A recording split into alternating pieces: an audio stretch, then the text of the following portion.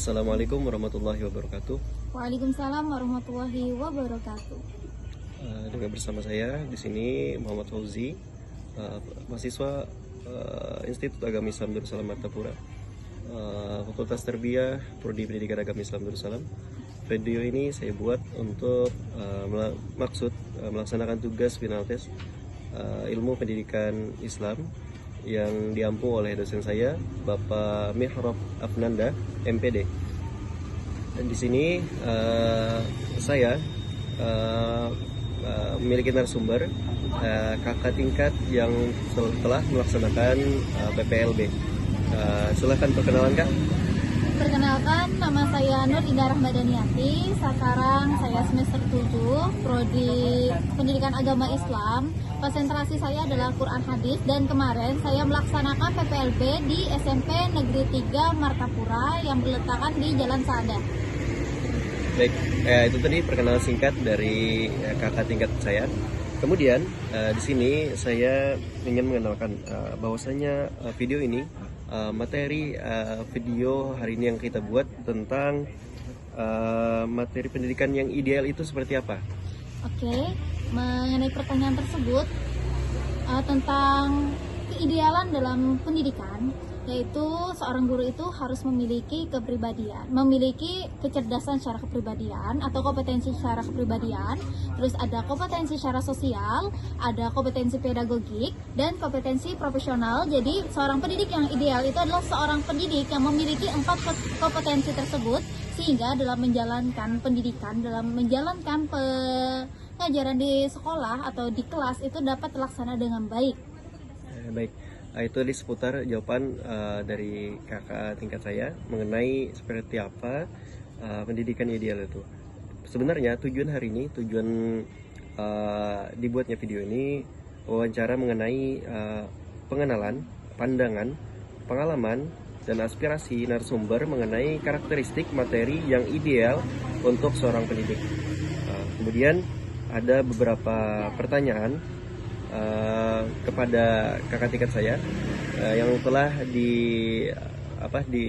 dicatatkan oleh dosen tentang bagaimana atau apa-apa saja yang perlu ditanyakan kepada kakak tingkat saya.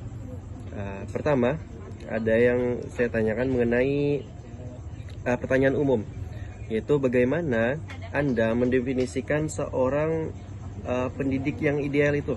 Baiklah, seperti jawaban yang telah saya berikan tadi, bahwasanya pendidikan ideal itu adalah pendidik yang memiliki kompetensi secara profesional, yaitu pendidik tersebut memiliki keilmuan, pendidik itu adalah orang yang profesional di dalam bidangnya. Terus ada pendidik yang memiliki kompetensi secara pedagogik, pendidik yang memiliki kompetensi secara sosial, yaitu pendidik mampu berinteraksi dengan siswa, mampu berinteraksi dengan guru-guru yang lain, dan mampu berinteraksi dalam masyarakat yang ada di sekolah tersebut. Lalu ada pendidik yang kompetensi secara kepribadian, yaitu pendidik yang memiliki tanggung jawab dalam menyelesaikan tugasnya tersebut. Baik, kemudian Kak, ada lagi pertanyaan selanjutnya mengenai menurut Anda seberapa penting peran materi pembelajaran dalam mendukung tugas seorang pendidik? Oke, mengenai pernyataan tersebut, apa sih peran materi pembelajaran bagi tugas seorang pendidik? Materi pembelajaran itu akan menjadikan arah pembelajaran kita itu ke arah mana? Apakah pembelajaran kita hari ini adalah fokusnya tentang sholat, maka materi pembelajaran kita akan membahas tentang sholat. Maka materi pembelajaran itu adalah materi yang akan diujikan, akan digunakan oleh peserta, yang akan digunakan oleh pendidik dalam mendidik anak siswanya, dalam memberikan pembelajaran untuk anak didiknya. Kemudian satu lagi Kak, tentang pertanyaan umum, apa saja karakteristik atau kualitas utama yang harus dimiliki seorang pendidik? Oke.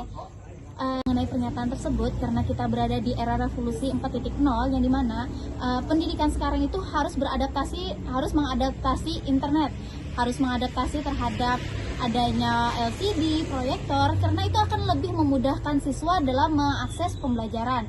Adanya internet itu akan membantu peserta didik dalam mengakses pembelajaran, mencari informasi, bahkan dengan adanya bantuan alat bantu proyektor dan LCD itu peserta didik dapat dengan mudah atau memproyeksikan gambaran itu secara sama yang dimana apa yang dipahami guru itu akan sama dengan apa yang tersampaikan kepada siswa.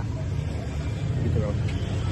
Kemudian Kak, apa saran Anda untuk calon pendidik dalam memilih mengembangkan materi pembelajaran? Sarannya nih Kak, untuk pendidik.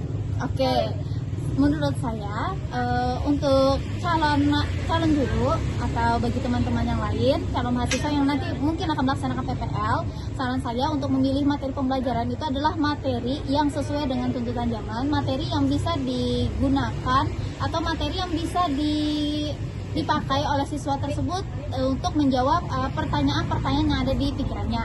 Terus materi pembelajaran itu bukanlah materi pembelajaran yang monoton aja. Kita harus mencari materi pembelajaran yang bisa membuat siswa itu dapat berpikir kritis. Baik Kak. Terakhir Kak, sebelum saya tutup ini, ada satu pertanyaan terakhir untuk Kakak ya. Menurut Anda, apa hal yang paling penting yang harus ditekankan dalam materi pendidikan ideal? Oke, menurut saya adanya inovasi dalam pendidikan. Baik, itu Kak.